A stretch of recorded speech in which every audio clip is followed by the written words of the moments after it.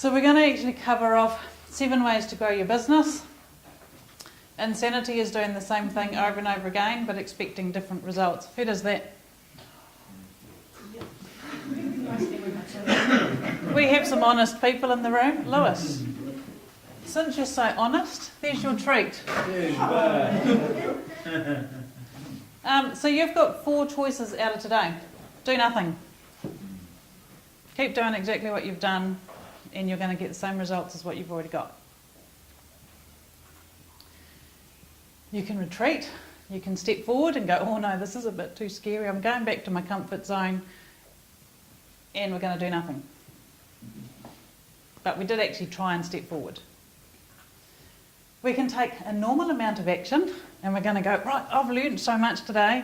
I'm going to go and look at this personal branding, and I'm going to do da-da-da-da-da. And then someone says, oh, I don't like that photo. Okay, I'm just going to go back and do nothing. Or you can take massive amounts of action, and what's going to happen is going to be different. So it's up to you what you choose to do. Massive amounts of action is going to hurt. It's going to be scary. It's going to be painful. You're going to do stuff that you really don't feel comfortable of doing because it's taking you out of your comfort zone. But what will happen is that will become your new comfort zone. So it doesn't last forever. 7 ways to grow your business. Increase customer retention. It's easier to sell to the clients you've already got than it is to find new ones. Look at how often they're buying from you. What can we do to improve that? Can we actually do more? What are ways that we can actually increase our customer retention?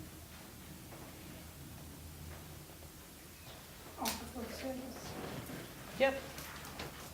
So you've got loyalty programs.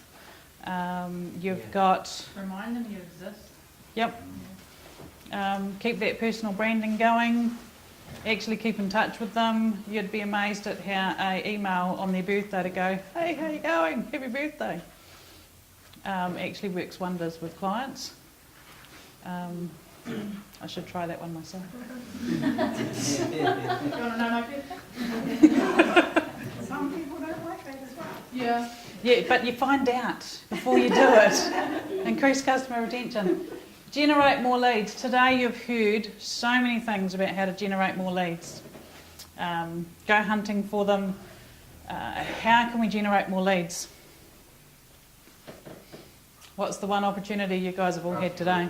Networking. Yep. That's cool. Create strategic alliances. I know there's been some people talking today about, oh, your service works well with mine, da-da-da-da-da. That sort of stuff works incredibly well. I don't actually physically market my business. My business comes by word of mouth. So the more people you actually talk to, the more people you've got that know about you and you exist.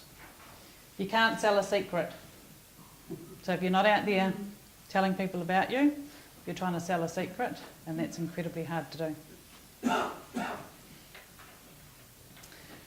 Increase conversion rate. So you've had Louise in here today, who's actually told you all about sales and how to actually take that sale from being a potential, hopefully converting it.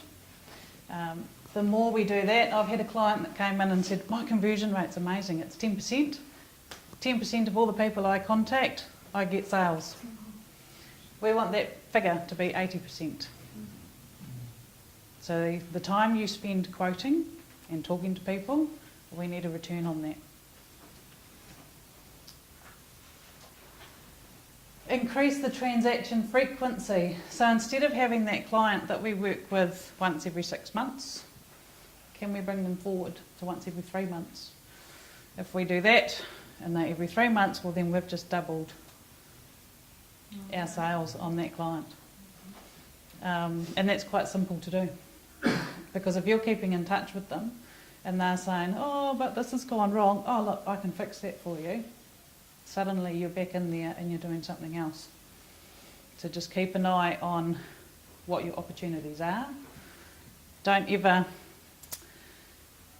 The biggest thing that I see with clients is that they have someone talking to them, and it's like, oh, my car's filthy, and they're talking to a car cleaner. Oh, the car cleaner goes, oh, yes, your car is filthy. What that car cleaner could have actually said is, oh, yeah, no, but you're really busy. How do you want me to take care of that for you?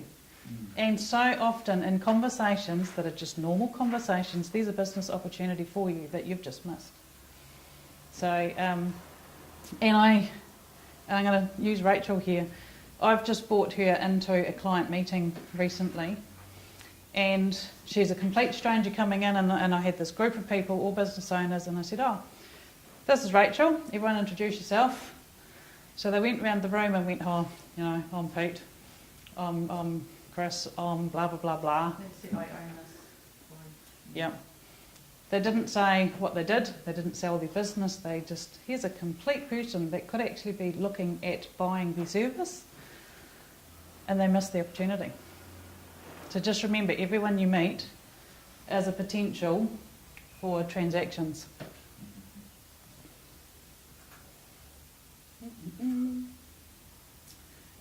Increase the transaction value. Add value. You go to McDonald's, would you like fries with that? Generally we say yes. Would you like to upsize that? Exactly. And so you're coming along and we've got, here's a car clean. Well, hang on, would you like me to put in an air freshener as well?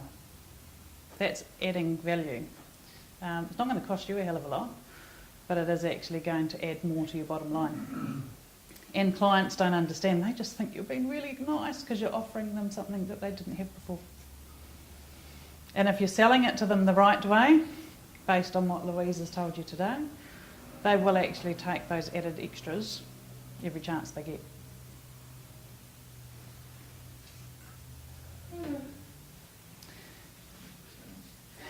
For those of you that were in the bookkeeping session this morning, reduced costs, reduced cost of sales. So the more, here's our product, we're selling it for $100, our cost of sale is $50, we make $50.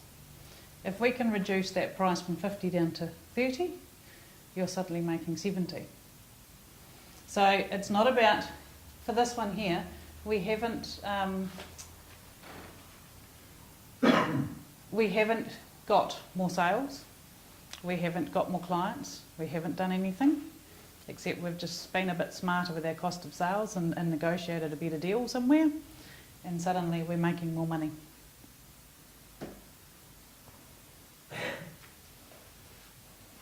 And reduce your overheads.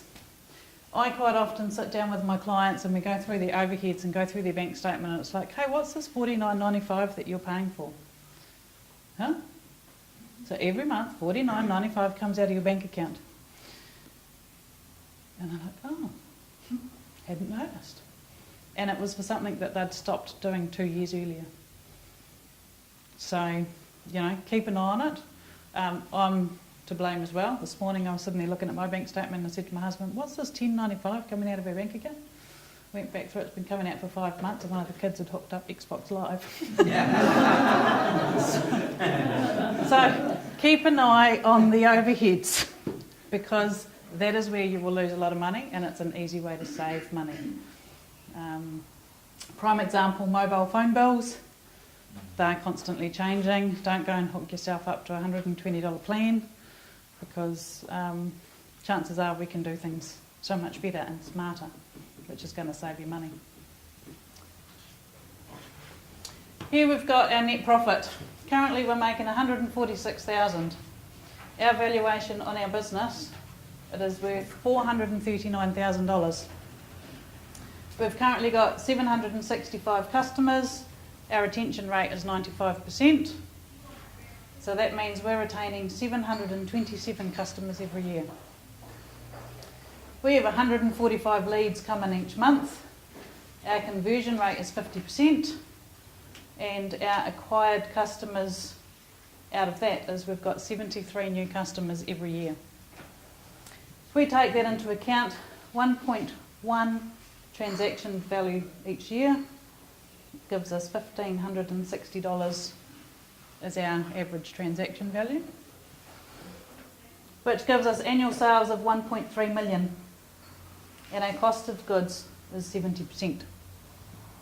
And I think if I scroll down, our expenses are 265,000.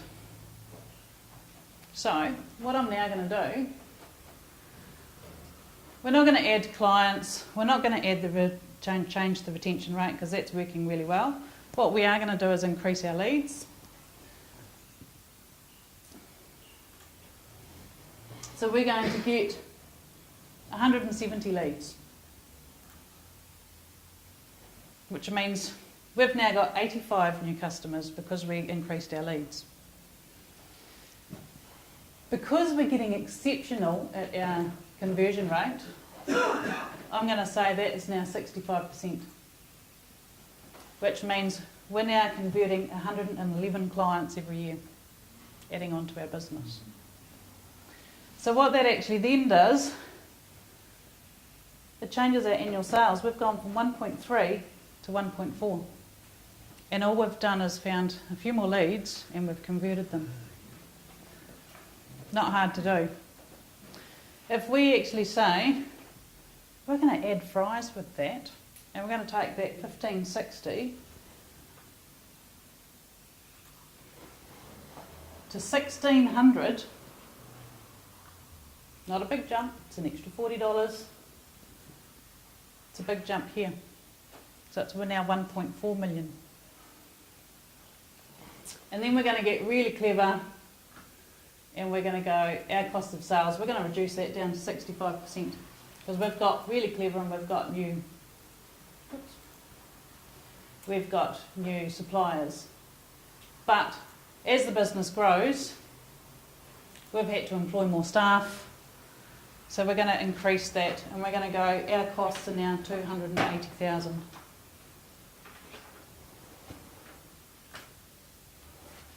So really simple things. They weren't big. We just found some more leads, which you know how to do. We've converted more of them because we know how to do that now. And we've just added fries.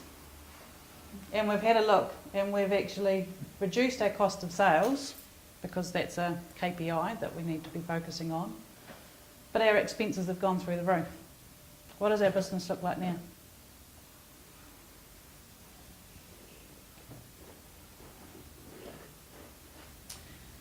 You were 146,000 in net profit, you're now 235. Your business valuation is 707,000 compared to 439. And you haven't done much. You've just converted a few more leads and analysed your financial figures. So your profit improvement is $90,000. Now that is actually a salary I would quite like. Anyone else? Is there anything on the spreadsheet that you guys can't do?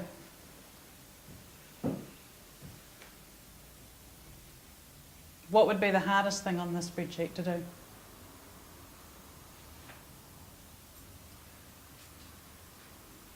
Generating the leads, probably. Generating the leads? So at the end of the day, it's actually really achievable. You can grow your business.